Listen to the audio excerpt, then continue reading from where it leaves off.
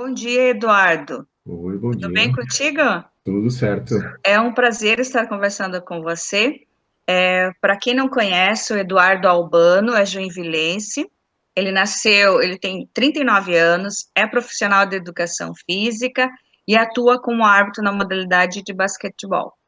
Então, Eduardo, a gente está querendo conversar um pouquinho mais sobre a tua história, a tua trajetória aqui em Joinville, no sentido de que as pessoas conheçam um pouquinho mais dessa história, do início da tua trajetória. Então, conta para nós um pouquinho sobre o teu início da história, desde a tua infância, o que te motivou, tanto pela prática esportiva e depois, posteriormente, como uma formação de árbitro.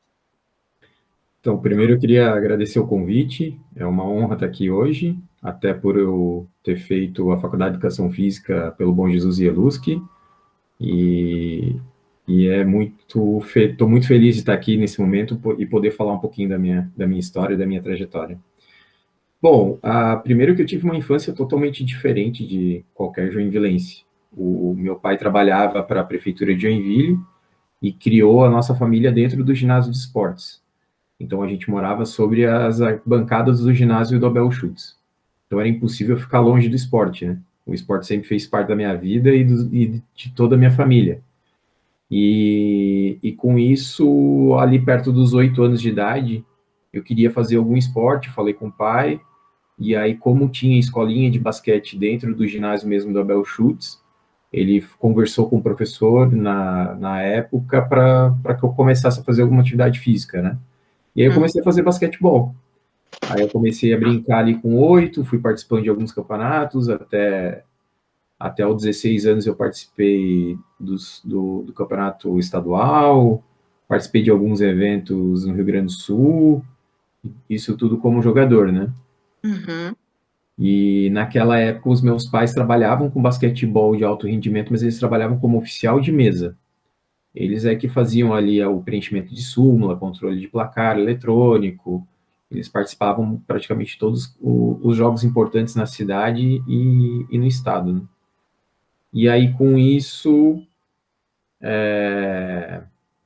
eu entrei na faculdade de Educação Física já ali, acho que estava com 20 e poucos anos, 23, se eu não me engano.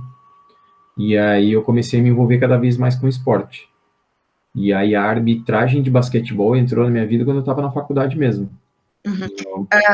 Durante a faculdade, você participou algum de um projeto social, como o acadêmico bolsista, também nessa tua trajetória ou não? Participei principalmente do projeto Jovem Cidadão, que era chamado na época, como professor de basquetebol. A gente tinha cerca de 20 núcleos espalhados pela cidade, e eu era professor em 3 unidades, e basicamente eu tinha iniciação esportiva ali com alunos de 8 anos até os 16 anos ali, que era o alto rendimento, que era o campeonato que representava a cidade na Olesc, né? Uhum. E além desse projeto Jovem Cidadão, eu tive a bolsa de estudos promovido pelo Bom Jesus mesmo, que era de iniciação esportiva dentro do colégio do Bom Jesus. Até Uhum. quero agradecer muito ao Kleber Correia, que me ajudou muito e sempre me orientou nesse sentido de aprender a dar aula de basquete, principalmente para iniciação.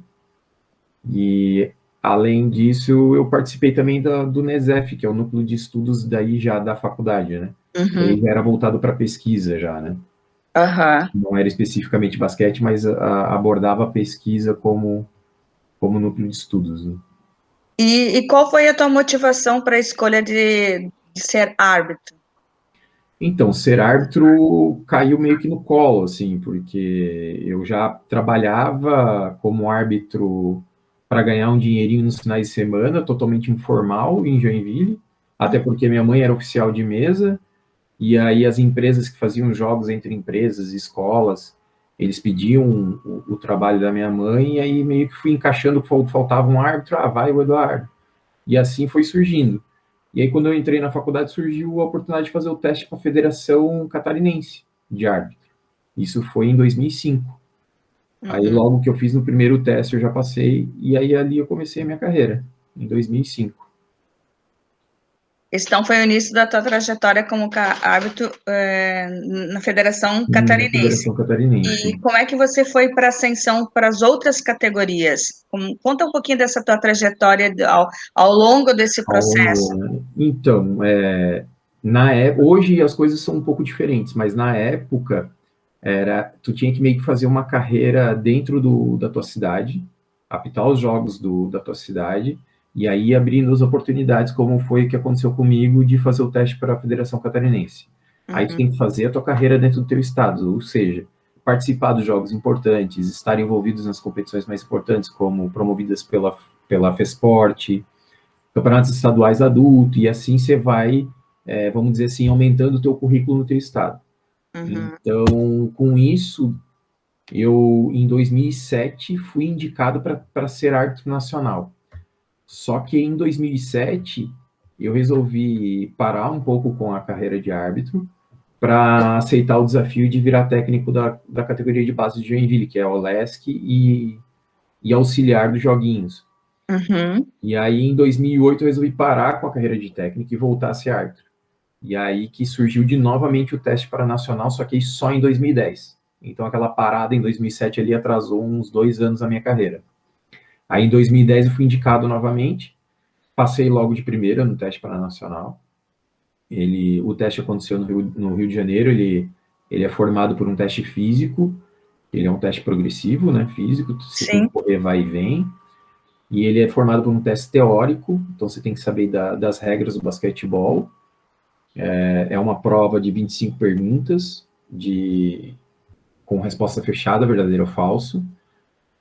E, além disso, tem o teste prático também, em que tu atua como um árbitro num jogo e o avaliador vai percebendo as tuas capacidades técnicas e até táticas, que a gente chama, porque a gente tem uma coisa chamada mecânica de arbitragem, que ela é meio que uma parte, como se fosse uma parte tática do jogo, a gente tem para arbitragem também. Posições, até mesmo do corpo, de gestos, tomada de decisões tomada de rápidas. decisões, saber a posição em que você se encontra na quadra, se posicionar de forma melhor para receber uma jogada ou deixar uma jogada, e aí vem as tomadas de decisões, que é a parte mais técnica daí, seriam boas decisões para o jogo ou não, né? Isso foi avaliado na parte prática daí. Isso foi em 2010. E aí, logo ainda em 2010, assim que eu passei para Nacional, eu já atuei em alguns jogos do Campeonato Nacional, que é o NBB. E, se eu não me engano, no meu primeiro ano eu fiz 5 jogos apenas. E aí, no ano seguinte, eu já pulei para 20 jogos no campeonato, no ano seguinte, em 2011. Aí, em 2012, eu fiz o teste para internacional. E, como eu falei, você vai fazendo sua carreira, você vai participando de mais jogos no teu campeonato nacional, você passa a ter novas oportunidades, né? E aí eu fui indicado para internacional. Fiz o teste na Argentina, acabei não passando, nós fomos em 4 brasileiros para lá, e dos 4 brasileiros eu fui o único que não passei. E aí, quando a gente voltou de lá, no ano seguinte, teve o teste para internacional de novo, fui indicado novamente, mas aí o teste foi feito aqui no Brasil mesmo, foi em São Paulo. E aí, em São Paulo, eu passei. E aí, em São Paulo, foi interessante porque a concorrência foi bem grande. Por ter sido no país, a gente estava numa lista de 30 árbitros indicados. Então, você vê, na Argentina, a gente foi em 4. E aqui no Brasil, a gente tem 30 árbitros. E aí, com isso, eu lembro que passaram apenas 6. Tu considera essa uma das maiores dificuldades para, no caso, para conseguir ser a carreira de árbitro? Você considera as passagens, as dificuldades dos testes, porque também envolve muito a questão do emocional também, né? Que são vários fatores. Mas o que você considera mais difícil? Foi essa trajetória? As reprovações ou as aprovações? Qual foi a maior dificuldade que você enfrentou? Olha, eu confesso que, particularmente, porque cada um tem sua história, né? Dentro da Sim, sim. arbitragem. Mas, particularmente, foi conciliar a saúde financeira com o desafio da arbitragem, porque a arbitragem, você não vai ficar rico apitando basquete. Mas, assim, como eu escolhi isso como carreira e eu dei isso como prioridade, o meu maior desafio foi esse, conciliar a saúde financeira, porque dentro da carreira do basquete, o árbitro tem que investir nele mesmo, Porque, por exemplo, todos os testes que eu fiz, aí eu fui para a Argentina, o custo todo foi meu. Existe uma taxa que você tem que pagar em dólar para poder fazer o teste. Esse custo foi meu. Então, deslocamento de avião, hospedagem, alimentação, de todos os testes que eu fiz, desde quando eu fiz para a federação até internacional, os custos sempre foram meus. Então, esse é um investimento que eu fiz na minha própria carreira. E conciliar essa saúde financeira com a carreira é bem difícil. É bem difícil porque se você não dá disponibilidade total para sua carreira, já é um motivo para você ficar à margem de novas Da oportunidades. ascensão, né, isso. Da ascensão. Então, você ter um trabalho fixo e conciliar com a oportunidade de carreira é bem difícil, é um desafio bem grande. Então, eu acho que esse foi o maior complicador para mim, porque a respeito da parte teórica, física e até a parte técnica, assim, eu sempre tentei me aprimorar, eu estava sempre estudando, me atualizando, então sempre foi um desafio, mas ao mesmo tempo eu gostava muito de fazer. Então isso daí não foi tão complicador assim, perto do Da investimento questão financeiro que do eu fiz. investimento financeiro.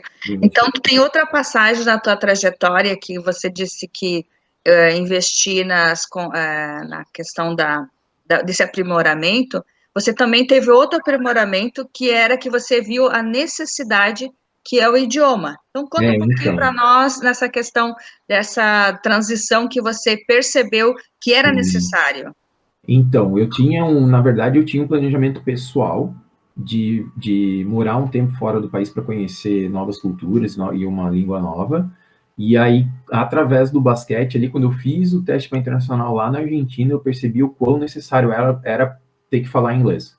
Porque eu tinha muita dificuldade de me comunicar com todos. Por mais que eu tentasse, me esforçasse, era bem difícil. E aí, como eu passei para internacional mesmo aos trancos e barrancos ali na língua, em 2014 eu fui indicado para um campeonato mundial. E aí ali sim foi um complicador bem grande. Foi porque o que aconteceu? Na parte técnica eu fui muito bem, porque eu tive a oportunidade de fazer uma final do campeonato logo no meu primeiro ano. Isso praticamente na história foram poucos árbitros que conseguiram, sabe, na história da arbitragem brasileira. Agora, quando eu voltei de lá, um outro árbitro mais experiente foi para um outro campeonato mundial, adulto daí no caso, eu fui no sub-17, ele foi no adulto do mesmo ano, e ele voltou de lá falando a seguinte frase: Eduardo, eu não sei o que tu vai fazer. Agora, a parte técnica, o pessoal da FIBA me falou que você foi muito bem. Agora, você tem que melhorar a tua língua. Se tu vai entrar no cursinho de inglês, se tu vai morar fora, se tu vai estudar por você Por mesmo, conta. não sei. Mas você precisa aprimorar o teu inglês. Então, foi meio que uma chavinha ali. Foi uma chavinha de, agora chegou a hora, não tem mais como protelar. Eu já queria viver fora um tempo, e aí a minha carreira estava me exigindo ainda mais de ter a língua inglesa. E aí eu me esforcei ao máximo para logo em 2015 conseguir passar um tempo na Nova Zelândia para aprender o inglês. Eu vendi meu carro, juntei uma graninha e consegui ficar 6 meses na Nova Zelândia aprendendo o inglês. Graças a Deus eu me esforcei bastante lá, porque não foi fácil também. Principalmente a Sim, outra parte cultura, outra e, experiência. e a própria língua, sabe, Maria? Porque assim, ó, eu cheguei lá imaginando que seria uma coisa e me encontrei com outra. Por exemplo, a sala de aula tinha 20 alunos. Dos 20, tinha um estrangeiro que falava espanhol. O resto era tudo brasileiro. Então eu me senti numa aula de inglês no Brasil, porque estava todo mundo falando português o tempo todo. E aí, Aí é ruim, né? Porque aí você eu, quer imersão, né? sim, eu queria um objetivo, tinha um objetivo na minha cabeça, sabe? E aí, com isso, eu tive que me esforçar dobrado. Ou seja, eu tinha 5 horas aula na escola de inglês e eu estudava no mínimo 2 horas sozinho em casa para poder aprender a língua. Então, graças a Deus, eu consegui voltar de lá não fluente, mas eu consigo me comunicar bem com qualquer pessoa hoje, sabe? Eu consigo tirar dúvidas, me relacionar, consigo resolver meus problemas. Mas, ao mesmo tempo, da minha sala dos 20 que eu falei para você, a maioria voltou de lá para o Brasil sem conseguir essa comunicação, sabe? Tiveram Sim, muita porque ficava dificuldade. a relação, né? Que o brasileiro é muito festeiro, gosta Terceiro, de contato sim, nessa questão, e aí você vem com um pensamento de que você queria ouvir 100% inglês, né? Até Isso, mesmo o professor não tentar traduzir, porque o grande problema nosso é tentar traduzir, você tem que traduzir. entender o idioma, Uhum, não isso mesmo. traduzir. E aí eu vejo que, considerando isso uma dificuldade para ti, né? Porque você Sim, queria uma coisa e aí e no me fim te deparei com apresentou outra. outra. Graças a Deus, eu sempre fui um cara muito focado, assim, sempre deixei meus objetivos sempre bem claros na minha cabeça, e aí eu comecei a me esforçar por mim mesmo. O que me ajudou estando lá foi as oportunidades na carreira de arbitragem lá mesmo, porque aí eu pude aprimorar o meu inglês no meu ambiente que eu precisava, sabe? Então isso daí foi uma vantagem Você enorme. lá também você conseguiu atuar ou não? Só Consegui, conseguiu? consegui. Logo no primeiro mês, eu fiz alguns contatos por e-mail, e aí eu dei muita sorte, marido, porque eu estava morando na casa de uma família. E aí a mulher da casa, um dia, na noite que eu mandei o e-mail para um ginásio de eventos, ela falou assim para mim, ó, amanhã eu vou no mercado, você quer ir junto para tentar conhecer o mercado, essas coisas assim? Eu falei, vamos já. E aí, quando a gente chegou no estacionamento do mercado, eu percebi que o mercado era a 2 quadras do ginásio que eu tinha mandado um e-mail a respeito da minha carreira. Aí eu falei para ela, ó, eu mandei um e-mail, eu vou dar um pulo ali para ver como é que é. E aí, assim que eu entrei no escritório deles, eu falei assim, ó, eu sou o Eduardo Albano. Aí a mulher do escritório falou assim, ah, você mandou um e-mail para mim? Eu falei, sim. Aí ela falou assim para mim, ó, vem hoje à noite às 7 horas. Só Uhum. falou isso. E aí tá, tudo bem, eu venho. Só que brasileiro, né? Brasileiro, malandro, né? Fui para casa, resolvi minhas coisas. Era 15 para 7, eu tava lá, mas com o meu uniforme de arbitragem pronto. Mas eu não sabia se eu ia apitar ou não. Ela só falou para aparecer lá, né? E aí, assim que eu cheguei, ela falou: ó, às 7 horas tu tá nessa quadra, às 8 naquela, e às 9 horas tu vai para a última quadra. Então, naquela noite já comecei a trabalhar. E aí, dali para frente, só aumentou meu número de horas e as oportunidades. O que é interessante lá, Marilda, foi o que eu percebi o quanto eles investem no esporte escolar. Sim. É gigante a diferença, Marilda, gigantesca, você não tem noção. Para tu ver, eu tinha basquete lá para trabalhar de domingo a domingo. De segunda a sexta, o ginásio começava os jogos entre escolas às 4 da tarde e ia até às 9 da noite. Das 9 às 11 era o pessoal mais velho que jogava, mas até às 9 era só escolar. E eram 4 quadras ao mesmo tempo jogando essas A 5 horas. simultaneidade. Simultâneo e assim, ó, e era de segunda a sexta. Era todo dia as 4 quadras se movimentando. Eu nunca tinha visto aquilo. Se Você movimentando foi para todo dia. qual cidade? Para a Pra capital? cidade, na capital não é Auckland, mas eu fui para Auckland porque ela é a maior cidade do país. Uhum, A capital é Queenstown, só que ela uhum. fica no extremo sul do país, porque o país ele é formado por 2 ilhas, a Ilhas, né? Ilha Norte e a Ilha Sul. Você foi em qual período do estacional? Verão, Ah, eu inverno? Pegou peguei, primavera? eu peguei o outono e inverno lá, eu peguei finzinho do outono e começo de inverno, que eu cheguei lá em abril, e foi duro, viu? Nossa, foi bem duro. Sim, Eu imagina a lembro diferença, né, do se do aclimatar, se ambientar com foi o bem clima difícil. é diferente do nosso, né? Eu passei muito frio lá, muito mais que aqui. Eu lembro que sim, eu lembro que o jornal ainda anunciou que eles estavam tendo o frio mais intenso dos últimos 20 anos, naquele ano que eu estava lá. E foi bem difícil. Eu lembro Você que que foi que ano? 2015? foi 2015. É. Eu lembro que eu estava indo de bicicleta um dia para aula de inglês e o vento, a rajada de vento foi tão forte que quase me derrubou da bicicleta. De tão forte que foi o vento. Nunca tinha visto aquilo também. A cidade ela lembra um pouco Joinville nesse aspecto, mas a intensidade lá é muito mais forte, porque lá também chove e dá sol 4, 5 vezes ao dia. É bem semelhante com Joinville, mas a intensidade é muito mais forte. É muito mais frio, muito Sim, mais sim. intenso. Sim, porque ela é uma ilha, né? Daí está rodeada por Sim, oceanos, né? Então fica bem sim, diferente do bem que o exposta. continente, né? Bem exposta, né? E aí essa parte assim igual eu te falei, do inglês dentro da arbitragem foi o que mais me ajudou lá. Por estar atuando ali com todas as categorias, eu precisava falar inglês na minha área mesma, tanto a parte técnica quanto resolver problemas em inglês, sabe? Isso daí Aham. me deu uma alavancada muito grande, muito boa. Que bom Esse foi mesmo. o maior retorno do investimento que eu fiz de ter ido para lá. Foi. E assim, qual que você considera a tua maior aprendizagem como árbitro dentro da tua trajetória até agora? Olha, eu posso dizer que a maior aprendizagem foi lidar com pessoas, sabe? Porque tu tem que lidar com pessoas muito diferentes e em um ambiente bem hostil, vamos dizer assim. Sim. É muito dinheiro envolvido, né? É carreira de inúmeras pessoas envolvidas, isso tanto dos árbitros envolvidos num jogo, por exemplo, quanto dos próprios jogadores, técnicos, clubes. Então, a atmosfera ela é muito pesada, ela é muito difícil. Sem contar que querem um resultado, né? O resultado. E ambas as partes querem um resultado positivo de vencer o jogo e a gente está ali para mediar essa situação. E para mediar essa situação, eu tenho que lidar com pessoas, sabe? Então, às vezes você tem um retorno positivo, às vezes um negativo, e às vezes você percebe certas coisas, por exemplo, de um árbitro mais experiente que você não concorda, você não pode falar porque ele leva para o lado pessoal, sabe? Porque queira ou não queira, um árbitro mais experiente não se olha como ele sendo o espelho para mim, que é mais novo, não. Ele me vê como um concorrente. Então ele se percebe como, ó, o cara tá vindo e vai tomar o meu espaço, sabe? Então tem esse lado um pouco pesado da atmosfera do ambiente esportivo. Em campo, Eduardo, assim, tu consegue fazer uma blindagem no sentido assim, porque, como você comentou, durante a competição, principalmente a torcida, você consegue blindar? Como que tu usa as técnicas da área da psicologia do esporte para que a atmosfera negativa, né, da torcida contra o árbitro, né? Como é que você lida com esses aspectos assim? Sim.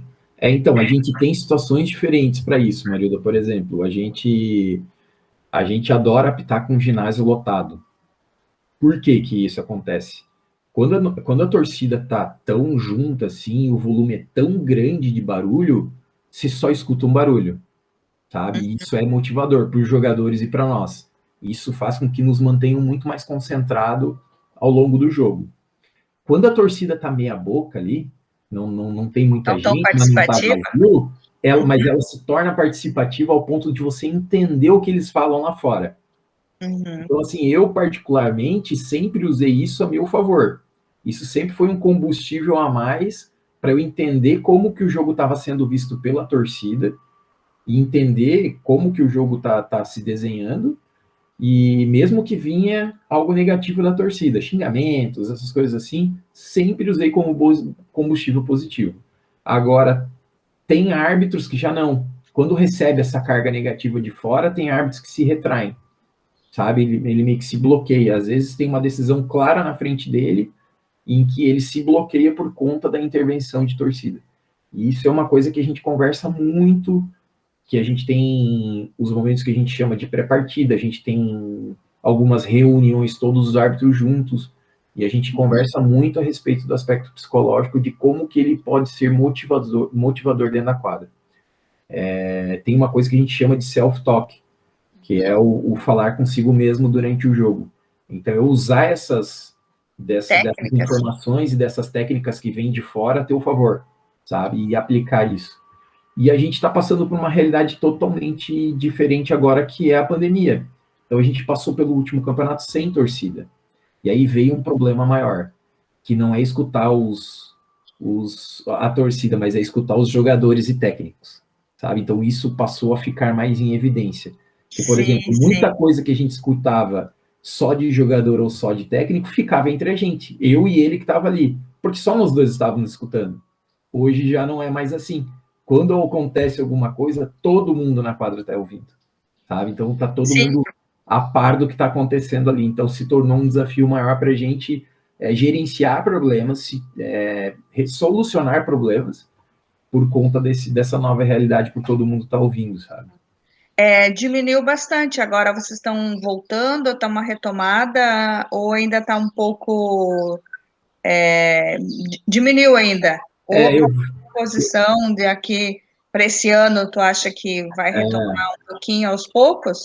Então, a gente tem as atmosferas que a gente chama de nível municipal, estadual e do país e no mundo, né? Uhum. Aí eu vou contar o que aconteceu desde o começo da pandemia. Logo na pandemia, em março do ano passado, o campeonato nacional parou e todos os campeonatos pararam. Todos. No nível local mesmo, em Joinville, não teve nada. Zerado. Nenhuma competição dentro de Joinville. No nível estadual, ano passado, foi feita uma Copa concentrada com todo um protocolo que atendia às exigências do governo do estado.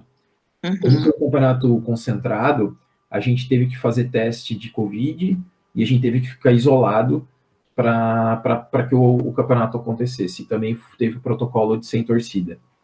O campeonato nacional do ano passado, como eu falei, ele parou na metade. Ele não se finalizou. Teve sequência, né? Uhum. Isso, e aí o desse ano, ele começa num ano e termina no outro, né? Então ele começou em novembro do ano passado e terminou já esse ano. E ele também teve um aspecto concentrado. O que é o aspecto concentrado? Antes, o campeonato era ao longo da semana, então tinha jogos a semana toda. O aspecto concentrado era todos os jogos no mesmo ginásio, tinha 3 ou 4 jogos no dia, e eles resolviam o calendário em 3, 4 dias. Então, toda semana tinha jogo, mas não era ao longo da semana toda, era concentrado no dia. E também atendendo às exigências e o protocolo de isolamento, teste de Covid. Para ter noção, teve semana que eu tive que fazer teste de Covid 3 vezes na semana. Era um antes de viajar, um no primeiro dia antes do jogo e um antes do último jogo da semana que eu fazia antes de vir embora. Então, a organização assim foi gigantesca para que o campeonato acontecesse. E esse ano teve começo, meio e fim. Na parte do mundo, que é a FIBA, eles tiveram um problema com a Olimpíada, né, que veio do ano passado para esse ano. Os campeonatos também internacionais pararam todos e foram retomados aos poucos no final do ano passado. Então foram mais pré-olímpico, campeonatos que importantes para conseguir vaga para a Olimpíada ou o Mundial do próximo campeonato. Né? Eduardo, tem uma passagem em Dubai, você foi? Foi o Campeonato Mundial Sub-17, em E tá, 2014. conta um pouquinho para nós a experiência, porque além do inglês tem outra cultura Tem, junto, né? tem outra cultura junto. Foi bem incrível mesmo. Apesar de que o campeonato não te dá muita liberdade de sair, sabe? Porque, como eu te falei, a atmosfera é muito pesada. Se a gente acha que é muito dinheiro envolvido no campeonato aqui, E lá é muitas muito vezes mais. as pessoas acham que você vai trabalhar, vai fazer turismo. Mesma coisa o papel do É, atleta, o árbitro tem também as rotinas e tem não as tem muita rotinas. liberdade, né? Não tem, e é muito cansativo. Então você chega, como eu te falei, a atmosfera do jogo ela é muito pesada. Então a carga que você recebe durante o jogo para você conseguir descansar pós-jogo, dependendo do nível de exigência do jogo, você levava um dia, às vezes dois, para conseguir se recuperar mentalmente falando e fisicamente, sabe? Mas falando especificamente do Campeonato Mundial, é mágico. A cidade respira turismo, as arquiteturas são gigantescas. A gente teve a oportunidade de conhecer o Burj Khalifa, que é o maior prédio do mundo.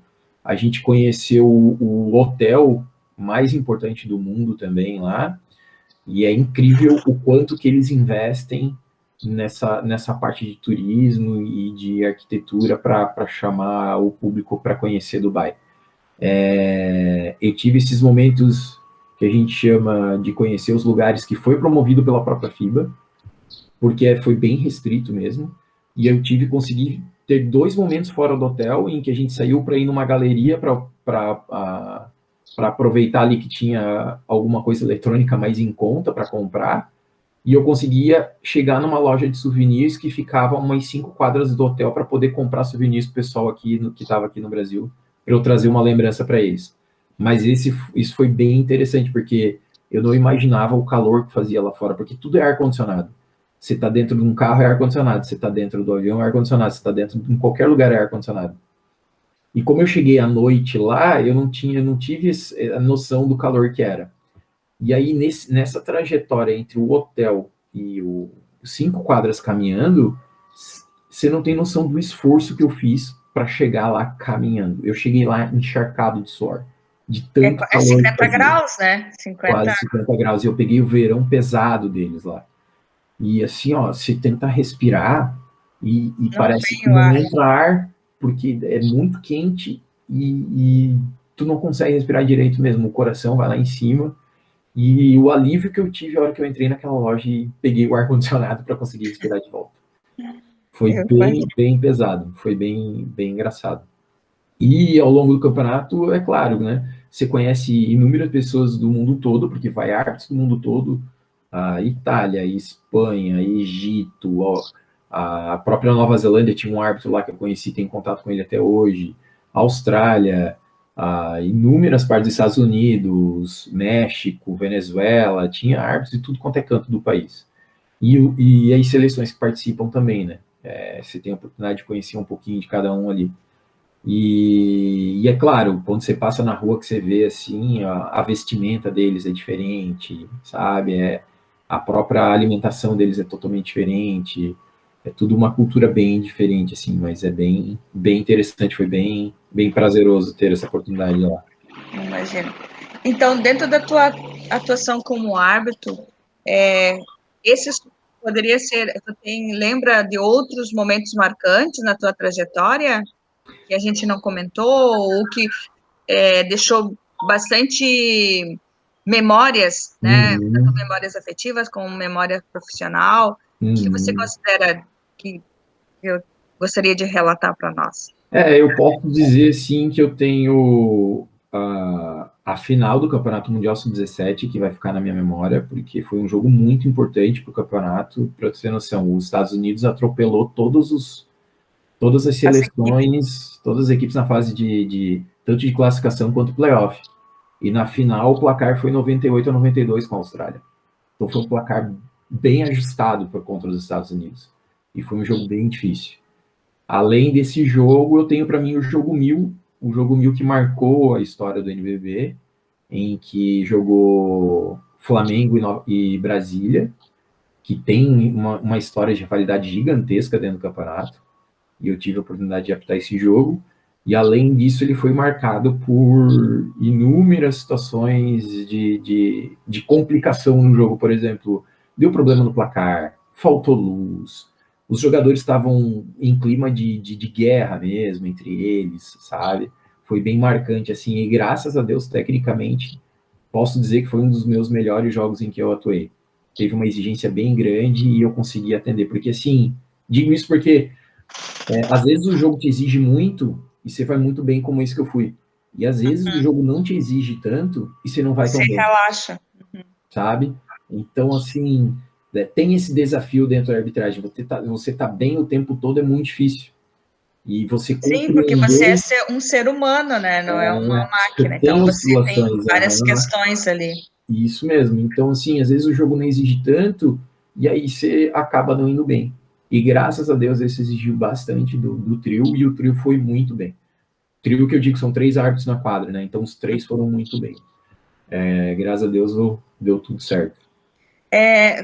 Como que é feita a questão, assim, mais agora na parte técnica, para quem não conhece, a Hum, divisão de vocês é por sorteio, cada um cuida uma parte, ou hum. vocês fazem isso antes de começar os jogos? Como é que Então, é definida essa questão? a gente tem uma mecânica de arbitragem que é chamado, ou seja, tem o árbitro principal que levanta a bola para começar o jogo. Assim Uhum, que o jogo começa, a gente, dependendo do lado em que a bola for da quadra, o lado direito, o lado esquerdo, a gente já tem as nossas posições pré-definidas. Então, se a uhum. bola vai para o lado direito, eu vou para uma posição na quadra. E os outros dois já se ajustam. Se ela vai para o lado esquerdo, eu já vou para outra posição que a gente já está pré-definido, todo mundo já sabe. E dentro do jogo, a gente se ajusta num triângulo. É basicamente um triângulo. Então, fica 2 árbitros de um lado da quadra e o outro do lado contrário de nós dois. E a gente vai se ajustando nesse triângulo conforme a movimentação dos jogadores. Então, se a bola está do lado forte, que a gente chama, tem que ter 2 árbitros, sabe? Então a bola mudou o lado da quadra, aí a gente vai se ajustando ali, a gente toma uma nova posição. Então isso é a mecânica que a gente chama. E aí dentro dessa mecânica a gente busca a melhor posição para encontrar a melhor decisão para o jogo e assim a gente vai se desenhando. E a gente fala sobre a mecânica na pré-partida, que a gente chama. A gente tem que estar 1h30 antes do jogo no ginásio. E ali a gente tem uma conversa sobre o jogo. E a gente fala sobre essa mecânica, do que pode acontecer, se der errado a mecânica, como se ajustar, ter contato visual o tempo todo para ajustar a mecânica, para tentar tomar uma decisão melhor, sabe? Comunicar a respeito da mecânica através do gesto, do olhar, ajuda muito. E isso a gente fala antes. Antes do jogo a gente se prepara. Eduardo, que conselho você daria tanto para as crianças e para os adolescentes que queiram entrar na imersão do esporte e também pensar se um dia serem árbitro da modalidade, no caso aqui é basquetebol, mas ele poderia ir para outra. Mas que conselho você daria hoje para uma criança, para um adolescente, seguindo o exemplo e até mesmo assim, o que você não faria, o que você fez de certo e aquilo que você deixou de fazer, de uma forma de conselho, aconteceu comigo, eu não faria dessa forma, nesse sentido, para que quem está nos escutando entenda do que você está falando. Sim, claro. De conselho, assim, eu daria para que se dedique 100%, caso você queira isso como carreira. Vale a pena a experiência, quem não quer formar uma carreira de árbitro, vale muito a pena a experiência, como eu falei, um dos maiores desafios é lidar com pessoas, e ali se aprende muito a lidar com pessoas de diferentes maneiras, pensamentos, de onde vem, classe social, então você encontra de tudo quanto é situações ali. E para quem quer levar a carreira de árbitro, que tenha sempre a parte física, teórica e prática sempre, 100% dedicado o tempo todo. A carreira não é fácil, e se você não se dedicar dessa maneira, você não vai alcançar voos maiores, assim como eu tive a oportunidade de alcançar, né? O que eu não faria, no caso, talvez não teria deixado um pouco o meu lado pessoal de lado por conta da carreira. Por muito tempo, posso dizer, nos últimos 12 ou 15 anos, eu fiquei um pouco ausente da presença da minha família, sabe? Algumas coisas pessoais eu deixei de lado para estar me dedicando 100% na carreira. Talvez conciliar isso de uma maneira melhor. Agora sim que eu estou conseguindo me aproximar um pouco mais da minha família, sabe? Poder ter um lado pessoal um pouco mais tranquilo, assim, vamos dizer. Porque eu deixava isso muito à margem, perto do que a carreira era para mim. Então, isso daí, tentar conciliar isso de uma forma melhor, acho que é o mais interessante aí, para equilibrar na balança, sabe? Sim, sim. É o mais importante. A outra coisa que você também pontuar é a questão do idioma, né? Que é tanto na área que o idioma hoje, o inglês ou outras culturas, né? Línguas difíceis, né? No caso que é o árabe, o mandarim ou o japonês, estão tendo abertura, né? Só que a gente precisa ter o idioma como alavanca, né? É o nosso suporte. Precisamos nos comunicar. Sim, E muitas claro. vezes a comunicação não é só o olhar, né? É a linguagem, as expressões, é o entendimento, né? É a parte de você compreender aquilo, porque se nós pensarmos tanto o espanhol como o português, nós temos muitas palavras parecidas, mas que significam totalmente diferente, né? Sim, isso mesmo. É verdade. E o inglês também não é muito diferente, não. Tem muita coisa que é semelhante e tem o mesmo significado, mas muita coisa também não. Então, Exatamente. você tem que entender bem as expressões ali. E é claro, essa experiência, quem puder se organizar financeiramente um dia para ter essa experiência fora, eu só aconselho que fique mais tempo. Eu fiquei só 6 meses. E se puder ficar mais tempo, é válido sim, porque a experiência é maravilhosa. Você conhecer outra cultura e entender como que as pessoas vivem em outros países, você tem um avanço gigantesco, assim, tanto pessoal quanto na língua inglesa, né? Sim, sim. E na tua vida pessoal, você já está casado? Ou ainda não? Então, como eu falei, eu tô num relacionamento sério hoje faz uns 5 anos, coisa que durante a minha carreira ali eu não consegui conciliar. É que as viagens são inúmeras, então é bem difícil conciliar. Mas graças a Deus agora eu tô conseguindo me organizar aí. E a gente tá morando junto, mas a gente não teve cerimônia de casamento, nada. Até porque a parte financeira tá pesando bem hoje em dia, principalmente com a pandemia, os últimos 2 anos. Sim. É um Mas, outro desenho, né? Pegou todo mundo. Até, sim, então, e aí, no lado pessoal, é isso aí. Tô com a Mariana já faz uns 5 anos, e a gente tá junto, morando no mesmo apartamento, e estamos levando para tentar coisas cada vez melhores aí juntos. sim. Esse ano, ano 2021, a gente vai ter que fazer um outro modelo, vai servir para amadurecimento, vai servir para experiência, e a gente espera no futuro coisas melhores. Com certeza vai vir as coisas melhores Claro.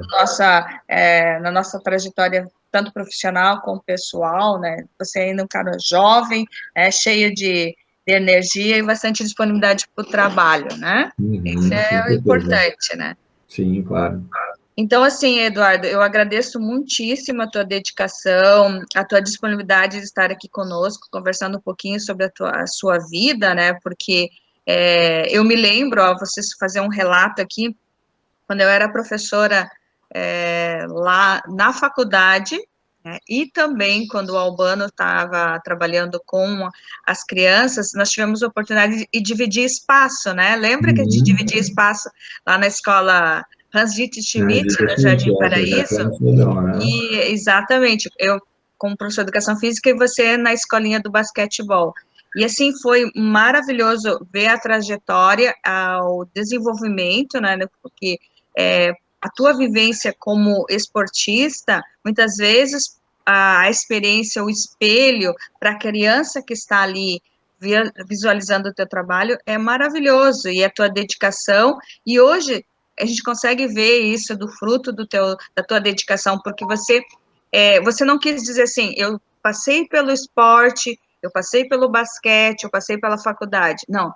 Além de você fazer essa passagem, você construiu e consolidou aquilo que você almeja e que buscou, que é um Uhum. diferencial, né? Principalmente na Sim. área do esporte, a parte técnica é diferente e a Uhum. arbitragem é outro universo também. Sim. Claro que tem essa questão que você tem que conhecer a modalidade, mas é uma forma diferente de você estar atuando e trabalhando em função disso. Mas muito obrigado mesmo, Eu que Eduardo, e agradeço, Mariana. sucesso para você. Estou bem feliz com essa conversa, com esse bate-papo aí, e eu espero que sirva aí de combustível, de repente desperta alguém aí que queira se tornar um árbitro um dia, e se eu puder ajudar um dia, tô disponível aí, é só entrar em contato nos redes sociais ali que eu respondo. Tá, muito obrigado. Eu que agradeço, Maria.